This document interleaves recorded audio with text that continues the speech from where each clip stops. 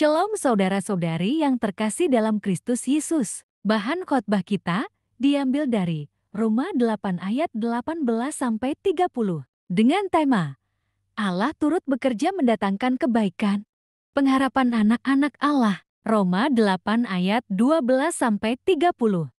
Sebab aku yakin bahwa penderitaan zaman sekarang ini tidak dapat dibandingkan dengan kemuliaan yang akan dinyatakan kepada kita. Sebab dengan sangat rindu seluruh makhluk menantikan saat anak-anak Allah dinyatakan. Karena seluruh makhluk telah ditaklukkan kepada kesia-siaan. Bukan oleh kehendaknya sendiri, tetapi oleh kehendak Dia yang telah menaklukkannya. Tetapi dalam pengharapan, karena makhluk itu sendiri juga akan dimerdekakan dari perbudakan kebinasaan dan masuk ke dalam kemerdekaan kemuliaan anak-anak Allah. Sebab kita tahu bahwa sampai sekarang segala makhluk sama-sama mengeluh dan sama-sama merasa sakit bersalin. Dan bukan hanya mereka saja, tetapi kita yang telah menerima karunia sulung roh, kita juga mengeluh dalam hati kita sambil menantikan pengangkatan sebagai anak, yaitu pembebasan tubuh kita. Sebab kita diselamatkan dalam pengharapan, tetapi pengharapan yang dilihat bukan pengharapan lagi. Sebab bagaimana orang masih mengharapkan apa yang dilihatnya? Tetapi jika kita mengharapkan apa yang tidak kita lihat, kita menantikannya dengan tekun. Demikian juga Roh membantu kita dalam kelemahan kita. Sebab kita tidak tahu bagaimana sebenarnya harus berdoa. Tetapi Roh sendiri berdoa untuk kita kepada Allah dengan keluhan-keluhan yang tidak terucapkan. Dan Allah yang menyelidiki hati nurani mengetahui maksud Roh itu, yaitu bahwa Ia, sesuai dengan kehendak Allah, berdoa untuk orang-orang kudus. Kita tahu sekarang bahwa Allah turut bekerja dalam segala sesuatu untuk mendatangkan kebaikan bagi mereka yang mengasihi Dia, yaitu bagi mereka yang terpanggil sesuai dengan rencana Allah. Sebab semua orang yang dipilihnya dari semula, mereka juga ditentukannya dari semula untuk menjadi serupa dengan gambaran anaknya, supaya Ia, anaknya itu, menjadi yang sulung di antara banyak saudara. Dan mereka yang ditentukannya dari semula, mereka itu juga dipanggilnya. Dan mereka yang dipanggilnya, mereka itu juga dibenarkannya. Dan mereka yang dibenarkannya, mereka itu juga dimuliakannya. Sahabatku, Roma 8 menceritakan tentang hidup di dunia yang menderita dan ditandai dengan kehancuran. Paulus berbicara tentang kesulitan dan penganiayaan serta kefasikan dan kemiskinan. Untuk itu, kita harus belajar bagaimana orang Kristen seharusnya hidup di dunia seperti itu. Dalam 8 ayat 28-30, dia menawarkan 3 asas untuk menemukan sukacita dalam penderitaan. Paulus memberitahu kita bahwa jika kita mengikuti Kristus, hal-hal buruk kita akan menjadi baik. Hal-hal baik kita tidak akan hilang, dan hal-hal terbaik kita masih akan datang. Dan itulah alasan kita bersukacita.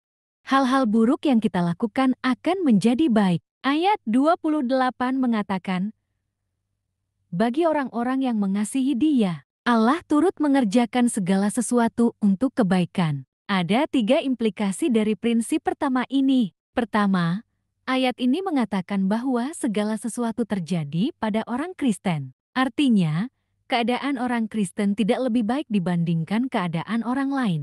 Lebih jelasnya ayat tersebut menyatakan bahwa orang Kristen juga akan mengalami hal-hal buruk seperti orang lain. Penting bagi kita untuk memahami bahwa cobaan dan kesulitan juga dapat menimpa orang Kristen, meskipun kita mengasihi Tuhan.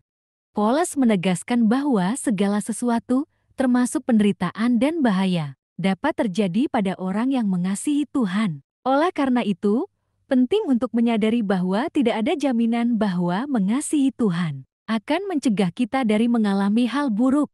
Implikasi kedua dari poin ini adalah bahwa ketika segala sesuatunya berjalan lancar dalam hidup Anda, itu merupakan hasil dari campur tangan Tuhan. Paulus menegaskan bahwa jika terjadi hal-hal baik, itu disebabkan oleh kerja sama Tuhan. Tidak ada yang bekerja sendiri-sendiri untuk membawa kebaikan, melainkan semuanya adalah hasil dari Tuhan yang turut bekerja. Sebelumnya dalam Roma 8, Paulus membahas bagaimana dunia dipenuhi dengan kejahatan dan dosa yang menyebabkan segala sesuatu menjadi rusak. Setiap hal cenderung mengalami kerusakan. termasuk tubuh manusia yang pada akhirnya akan mengalami pembusukan karena sifat alaminya. Sebuah gunung pasir kecil di pantai dahulu merupakan gunung besar. Semuanya hancur, tidak ada yang tetap utuh. Ayat ini mengingatkan umat Kristen untuk tidak terlalu terpaku pada harapan bahwa segala sesuatu harus selalu berjalan lancar, baik, dan normal. Budaya Barat modern seringkali mengajarkan bahwa kesalahan harus diperbaiki, karena semuanya seharusnya berjalan dengan baik. Namun, umat Kristen diajarkan untuk melepaskan pemikiran tersebut. Mereka disadarkan bahwa kesehatan yang terjaga, kasih sayang yang diterima, dan keajaiban anugerah yang terjadi adalah karena campur tangan Tuhan. Segala sesuatu yang berjalan dengan baik adalah hasil dari anugerah Tuhan yang menyatukan segalanya dengan indah. Dengan bangga saya menawarkan HP iPhone saya yang terawat dengan baik dan dalam kondisi prima. Dengan desain yang elegan, performa yang handal, dan fitur-fitur canggih yang memukau. HP iPhone ini siap menjadi pilihan terbaik bagi Anda yang menginginkan pengalaman teknologi terbaik. Jangan lewatkan kesempatan untuk memiliki HP iPhone ini dan nikmati keunggulan serta kehandalan yang hanya dimiliki oleh produk unggulan dari Apple. Implikasi ketiga dari prinsip ini adalah yang paling mendasar. Meskipun kejadian buruk terjadi, Tuhan akan mengubahnya menjadi kebaikan. Ayat ini tidak menjamin bahwa orang yang mengasihi Tuhan akan selalu memiliki keadaan yang lebih baik. Selain itu, ayat ini tidak menyatakan bahwa kejadian buruk sebenarnya adalah sesuatu yang baik. Namun, ayat tersebut mengakui bahwa kejadian buruk memang buruk, namun Tuhan menjanjikan bahwa hal-hal tersebut akan membawa manfaat. Ini berarti Tuhan akan bekerja dalam kehidupan seseorang untuk menghasilkan kebaikan dari segala kejadian yang terjadi.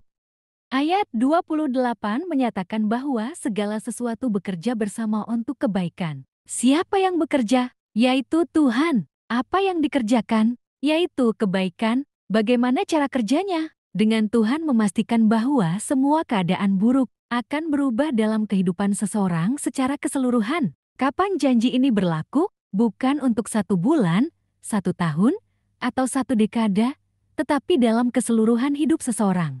Mengapa Tuhan memberikan janji ini? Untuk memastikan bahwa keadaan buruk akan menghasilkan kebaikan dalam hidup seseorang. Prinsip kedua dalam ayat ini adalah bahwa hal-hal baik yang kita miliki tidak akan lenyap. Jika Anda telah menjadi seorang Kristen untuk jangka waktu tertentu, pasti Anda akrab dengan Roma 8 ayat 28, yang merupakan ayat yang sangat terkenal. Orang sering mengutipnya. Ayat ini sering disebut sebagai ayat kotak berkah, di mana ayat-ayat dipisahkan dari konteksnya dan diucapkan tanpa memperhatikan konteks sebelumnya dan sesudahnya. Terkadang, ayat ini digunakan untuk meyakinkan diri bahwa setelah kejadian buruk, pasti akan terjadi kebaikan. Contohnya, seseorang mungkin berpikir, saya tidak diterima di sekolah pascasarjana yang saya inginkan, tetapi mungkin ada sekolah yang lebih baik untuk saya di tempat lain. Atau, saya tidak menikahi orang yang saya inginkan, tapi mungkin ada orang yang lebih baik untuk saya di masa depan. Namun, itu bukanlah janjinya. Ada sedikit kata di antara ayat 28 dan 29 yang menunjukkan bahwa ayat-ayat tersebut bersatu. Kata kecilnya adalah untuk. Segala sesuatu bekerja sama demi kebaikan bagi mereka yang mengasihi Tuhan dan dipanggil sesuai dengan maksud tujuannya. Bagi mereka yang telah Dia ketahui sebelumnya. Dia juga telah menentukan sejak semula untuk menjadi serupa dengan putranya. Tuhan tidak menjanjikan keadaan hidup yang lebih baik jika kamu mencintainya. Dia menjanjikan Anda kehidupan yang lebih baik. Sekolah pascasarjana dan pernikahan adalah keadaan. Kita berbicara tentang kegembiraan yang melampaui keadaan. Inilah sebuah asas penting. Yesus Kristus tidak menderita agar Anda tidak menderita. Dia menderita agar ketika kamu menderita, kamu akan menjadi seperti Dia. Injil tidak menjanjikan Anda keadaan hidup yang lebih baik. Itu menjanjikan Anda kehidupan yang lebih baik. Roma 8 ayat 29 mengungkapkan tujuan yang mendorong kita dalam setiap situasi. Paulus menggunakan kata ditakdirkan. Penggunaan kata ini tidak dimaksudkan untuk membingungkan, melainkan untuk menghibur. Sesuatu yang sudah ditakdirkan adalah pasti. Paulus ingin menyampaikan bahwa sebagai orang yang mengasihi Tuhan, kita dapat percaya pada janji yang pasti, tanpa peduli dengan keadaan apapun yang terjadi. Itulah pesan yang ingin Dia sampaikan. Apa yang sudah ditakdirkan? Tujuan untuk kita menjadi serupa dengan gambaran Kristus. Siapa yang berjanji? Allah. Bagaimana cara Allah berjanji? Dengan memetamorfosis kita, mengubah esensi terdalam kita menjadi esensi terdalam Yesus Kristus. Mengapa Allah melakukan ini? Untuk membentuk kita menjadi serupa dengan gambar putranya. Bagaimana prosesnya? Melalui segala sesuatu yang terjadi dalam hidup kita, baik yang baik maupun yang buruk, Tuhan sedang bekerja untuk mentransformasi kita menjadi lebih mirip dengan Yesus Kristus. Kapan janji ini berlaku? Selama kita mengasihi Tuhan, segala sesuatu dalam hidup kita akan membentuk, memoles, dan membentuk kita menjadi serupa dengan gambar Kristus. Itu adalah janji yang dijamin oleh Tuhan. Salah satu hal yang paling menakjubkan dalam Roma 8 ayat 30 adalah, dan mereka yang telah ditentukannya, dipanggilnya juga. Mereka yang dipanggilnya, juga dibenarkannya. Orang-orang yang dibenarkannya, juga dimuliakannya. Kata dimuliakan digunakan dalam bentuk lampau. Seharusnya Paulus mengatakan, orang-orang yang telah diketahuinya sebelumnya, telah ditentukannya, dibenarkannya, dan akan dimuliakannya.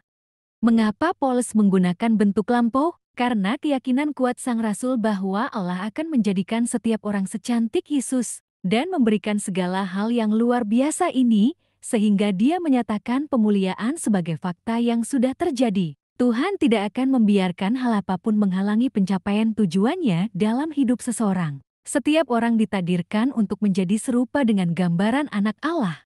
Dalam Roma 8 ayat 29, Paulus menyebut Kristus sebagai yang sulung di antara banyak saudara, menunjukkan bahwa kita semua adalah anak-anak Tuhan yang diadopsi ke dalam keluarganya. Ketika Paulus mengacu pada adopsi, ia merujuk pada praktik umum di dunia Romawi, yang berbeda dengan konsep adopsi yang kita kenal saat ini.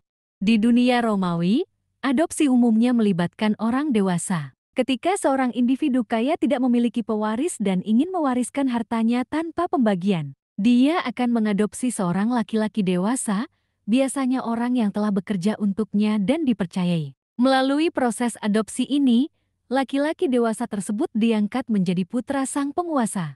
Hubungan antara mereka berubah dari formal menjadi intim, dari sementara dan bersyarat menjadi permanen dan tanpa syarat. Semua utang yang dimiliki oleh individu sebelum diadopsi akan dihapuskan, dan secara tiba-tiba, ia menjadi kaya. Menjadi serupa dengan anak Allah adalah sesuatu yang kita nantikan di masa depan. Meskipun transformasinya terjadi secara bertahap, diadopsi di antara banyak saudara adalah sesuatu yang kita miliki sekarang. Saat Anda menjadi seorang Kristen, Anda memiliki keintiman hubungan. Anda memiliki hubungan tanpa syarat. Anda menjadi kaya.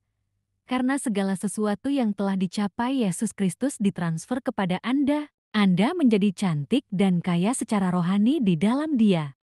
Jika Anda seorang Kristen, Anda menyadari bahwa esensi kekristenan seharusnya adalah tentang sukacita. Anda juga memahami bahwa Anda seharusnya mampu merasakan kegembiraan dalam segala keadaan. Alkitab dengan jelas mengajarkan bahwa ada sukacita yang dapat melampaui situasi apapun dan membuat kita bahagia. Ada kegembiraan yang tidak dapat dipadamkan oleh masalah terdalam, dan jika dijaga dan diperkuat dengan baik, bahkan dapat mengatasi kesedihan yang terbesar.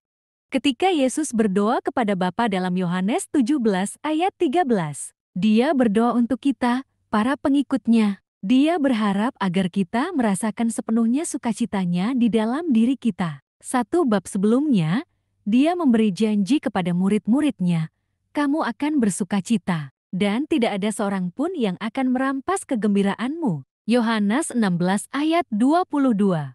Hal ini sungguh luar biasa. Meskipun Yesus berbicara kepada ke-12 muridnya yang akan mengalami penganiayaan, penindasan, dan bahkan kematian, Dia tetap menjanjikan sukacita yang tidak tergoyahkan bagi mereka. Tidak ada hal baik penyakit, penganiayaan, kesepian, atau kematian yang dapat merampas sukacita tersebut. Amin.